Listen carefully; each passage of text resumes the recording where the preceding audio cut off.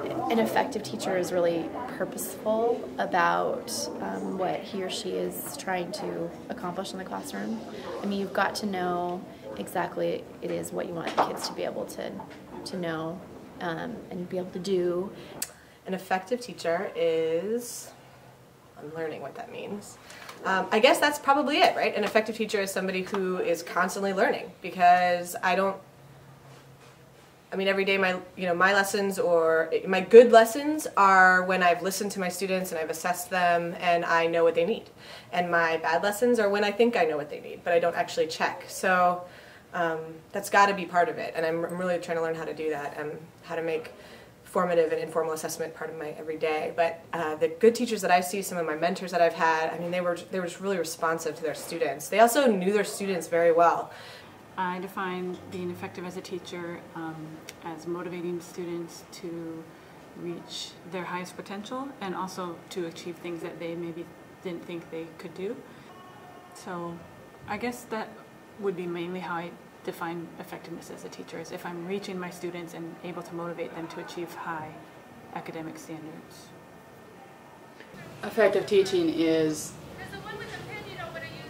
being able to find out where your student is and bringing them forward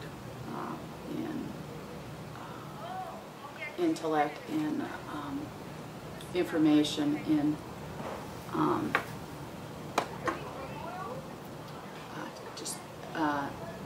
ability to process better. So it's a combination of collecting information and also being able to be more effective in actual thought processes.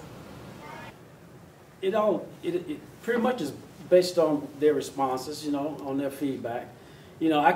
Sometimes I won't know until a week or so later if the learning we've done has been effective. It'll be all what they bring back to you at a later time. It won't be, it's not instant. You would hope that it's instant, but it's not. A lot of the higher kids, the answers they give you, they're there already, and they can provide that immediate gratification for you as a teacher right there. But for the majority of the kids, it's always weeks, sometimes months later, that you know that they've got it. Because they come back with you we might be on another lesson plan, and it's relative to what we've covered in the past, and boom, they throw it right back at you, sometimes verbatim on some things. So that's when you know you made that connection, it's been effective.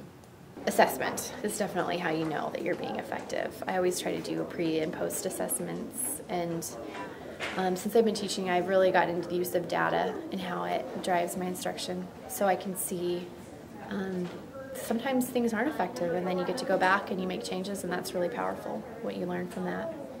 Okay, so for number 1, Arab and Muslim refer to the same people. Raise your hand up high if you said that was true. 6 most men. Hands up high so I can see them. So Arab and Muslim refer to the same people.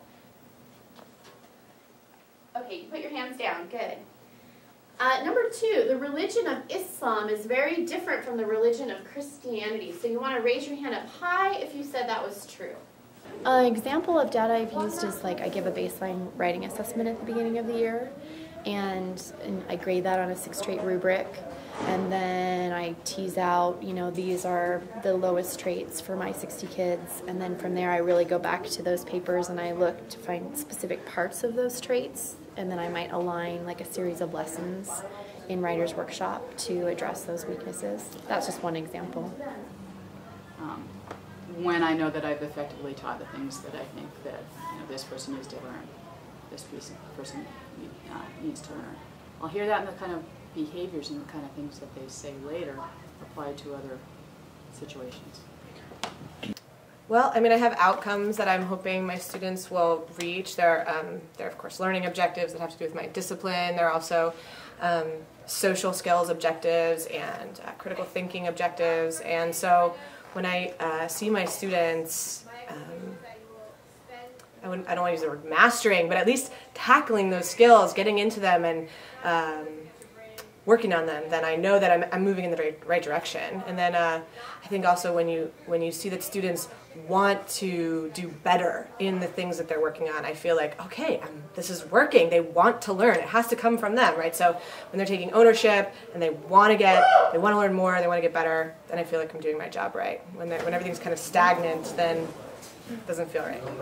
Some of the thing that's helping is my grading system isn't set up where you just get points for doing a task. You get points if you did it all, you get 100. I mean, I really want students to understand that when we're doing work, kind of that task stuff, it's because we're practicing or we're reflecting or we're exploring, or, I mean, there's, you know, I'm asking them to be critical readers and writers and speakers and listeners, and so everything we do, if I can not tie it to points, but tie it to that learning objective and tie it to this bigger idea of us being these compassionate and critical citizens, then when they come at the beginning of the year and they're like, well, did I get all my points? I can say, I'm sorry, there are no points on this assignment. You know, do you feel like this helped you in your learning? That's kind of, those are the conversations that we have, and so I'm still trying to figure out, well, how do I put, do you feel like it contributed to your learning in my grade book? You know, I don't know, because, you know, I have to turn in grades. So, yeah, but I mean, I'm trying to move more and more towards the standards-based and really speak that to the kids. To me, if a student got a C out of my class, or they can't remember the preterite for dormir, is not actually as important as if they are a kind person and are going to be like a participating citizen in our society.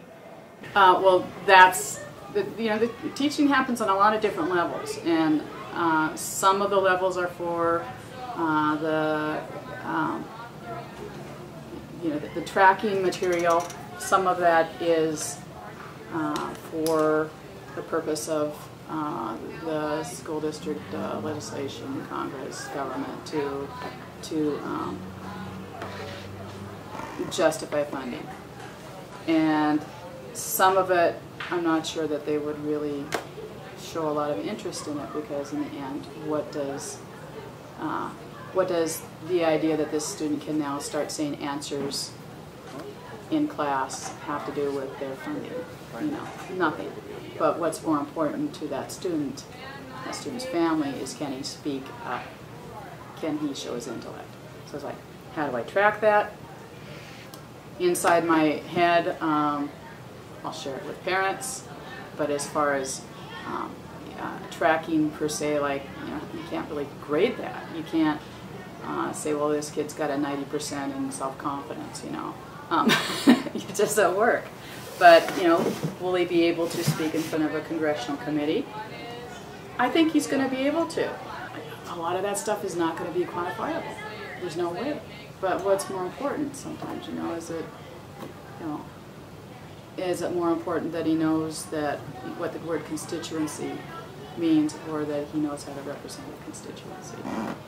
Students have multiple opportunities to demonstrate proficiency or mastery or whatever you want to call it of a skill. So if we're working really hard on analyzing or critiquing an argument and understanding the pieces of rhetoric, then my students and I will engage in multiple opportunities to learn about it. And so I do keep record. You know, oh, this student totally met this expectation. This student's going above and beyond. So I do see, oh, the student's almost there. You know, they're not. I mean, I use the common does not meet approaches, meets, exceeds. So I have that record, and then we just do a lot of formative assessment in the classroom. Maybe it's more informal assessment.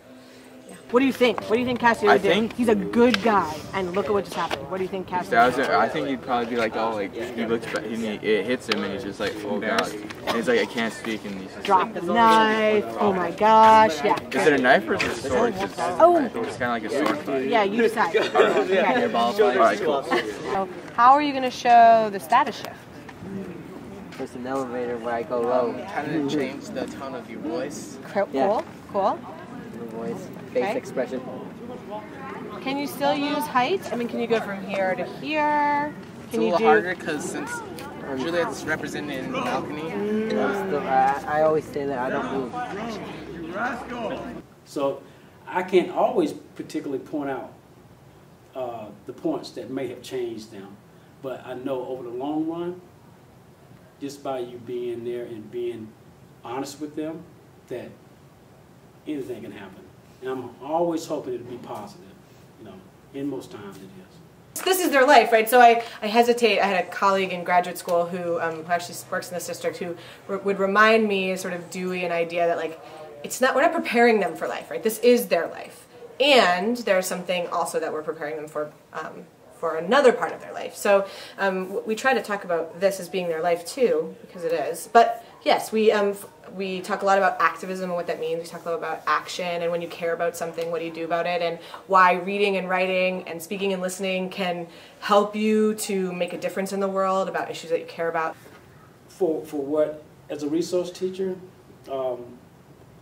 pretty much all my plan is long term, because they have goals they have to reach. You know, we have learning goals, specific learning goals for kids in accordance with their individual education plan. So that's a long-term goal. They all have long-term goals. So throughout the year, we're focusing on those goals and trying to increase their skills in those areas. Are they involved in setting those? Yeah, we do. We have like student-led conferences, and so for preparing for that, the students, we go through a whole goal-setting process, how to set goals that are meaningful and realistic and attainable, and those can be academic goals and also life goals. And I also like to talk about those issues in my classroom when I can, to sort of tie in the bigger picture of our lives in general as it relates to social studies or themes in literature. Okay, so now a lot of us, over half, said yes or true to the statement that Islam treats women badly. So that's the topic of the next perception. So we're going to do the same thing. So see where it says perception, Islam is oppressive towards women. So oppressive means that to treat badly, to hold down. I want you to go ahead now in your group to read that section and to see if your perception is the same or if it's changed. So go ahead and read that section.